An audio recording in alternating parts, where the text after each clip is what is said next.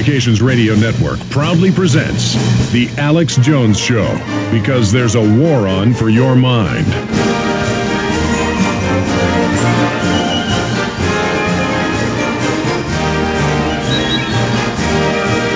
During the break, I confirmed what Bob Chapman was saying. I'm glad he pointed it out to me, because I can't keep track of everything. 179 sponsors for the bill to audit the private run-for-profit Federal Reserve. Audit it, expose how criminal it is, and then abolish it and get our country back. It is not federal. It is foreign-owned. It is the bankers that have engineered the crisis. And here's our newest T-shirt, our newest In the Fed T-shirt, ladies and gentlemen. Look at that baby. On the front, it says In the Fed, and people say, what's that about?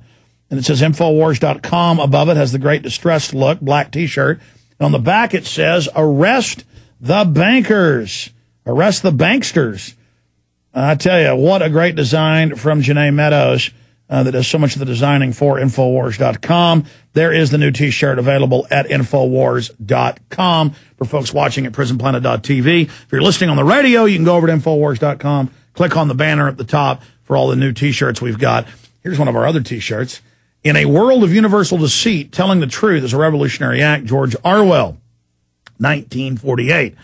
Okay, we got Tony Gosling with us for 20, 30 minutes or so. Then I'm going to continue with your calls with Tex and Janet and Lance and many others that are holding. And then later at the end of the hour, I'm going to go over this review in the New York Times of the film that I'm in called The New World Order, where they savaged me, Luke Rudkowski, and others. I'm not covering this New York Times attack because it's about me. It's a window into the disconnect between these establishment lackeys and the real world. They think we're delusional. Just incredible. So that is coming up. But Tony Gosling has Bilderberg.org. He just always has such amazing research information, connections into Bilderberg and others to break down what's happened. But I wanted to have him on today to briefly go over the history of Bilderberg and some of his perspectives on that, and then any info he's got on the 2009 meeting that just ended. Tony, good to have you here with us. Hi, Alex. Thanks for having me on. Good to have you here.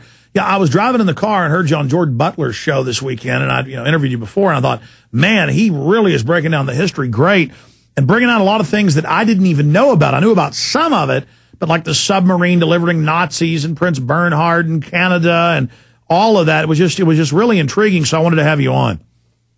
Yeah.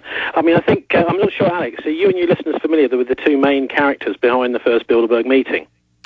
What is it, Joseph Ratzinger or Rettinger? Joseph Rettinger. Yeah, Rettinger, and then Bernhard, and then one other. Obviously, Prince Bernhard of the Netherlands. Mm-hmm. I mean, these two characters, there's quite a lot has come out of them. I mean, Bernhard died about 3-4 years ago, and after that, I don't know if you've heard this, but there was a fantastic BBC Radio 4 documentary as part of the series Document, which looked really closely at his involvement, Bernhard's involvement, immediately after the Second World War in smuggling Nazi war criminals out of Europe and across to South America. So Bernhard was actually a key person in that, as it came out in this documentary.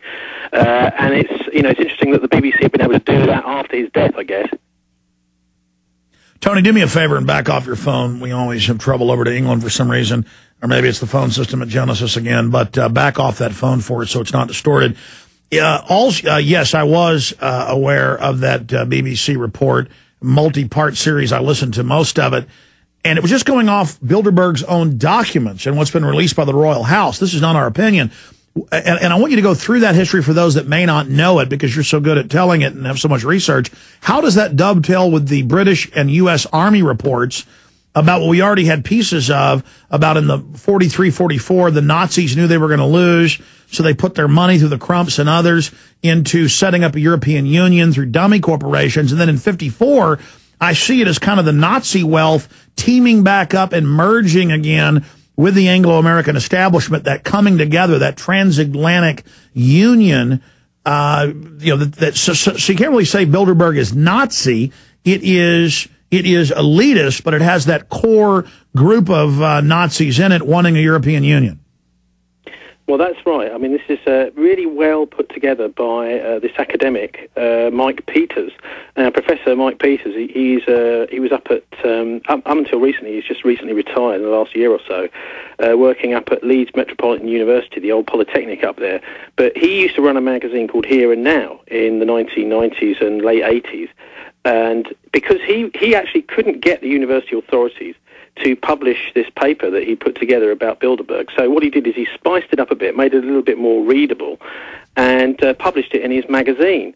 And it's called Bilderberg and the Project for European Unification. And it starts out really as a sort of academic pamphlet, but it's really very readable, and it goes into all of the sort of nuts and bolts of the initial meetings that led to people thinking that Bilderberg was going to be necessary. So we're talking about back in 1943, the Council on Foreign Relations, War and Peace study groups over in the States deciding really that there was a need for a Bilderberg-type organization, bringing together real prestigious figures, heads of state, but the whole thing, right from the beginning, was going to be covert. Now, this was working in parallel with things like the Marshall Plan, the Lend-Lease to the British forces during the Second World War, and how that was going to be paid back, and also how Britain and Europe was going to be rebuilt.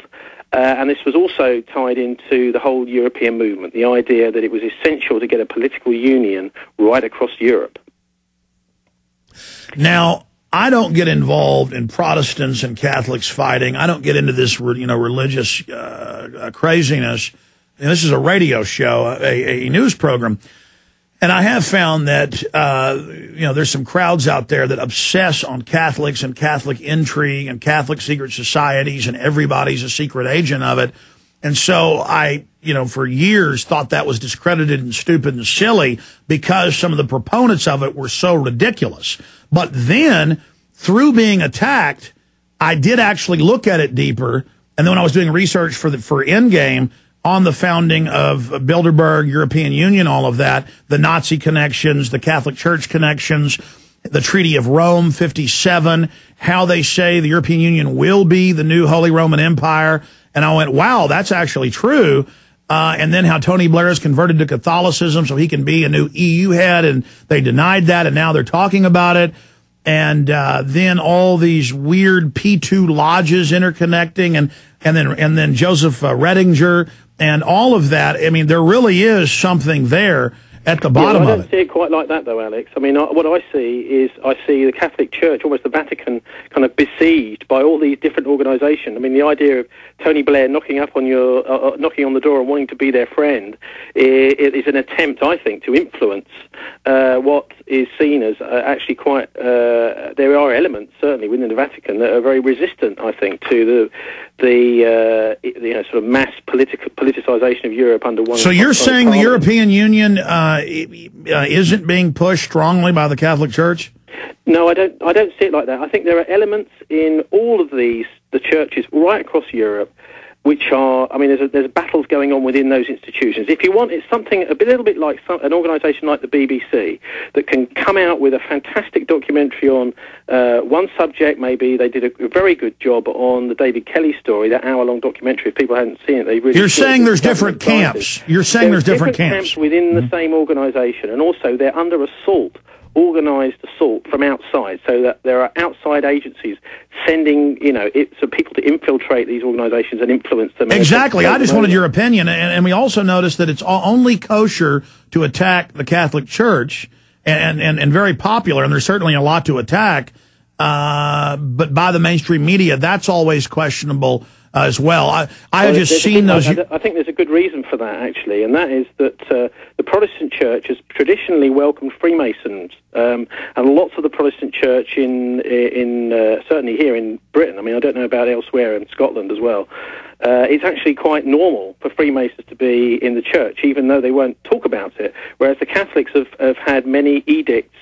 Quite whether they're taking any notice of or not is another thing, but papal declarations against Freemasonry, saying that this, Freemasons cannot be in the church. So I think that's one of the interesting things about this. When I see that, I think, well, hang on a minute. What the Protestants are doing is they're ignoring the beam in their own eye and pointing the finger at the Catholics.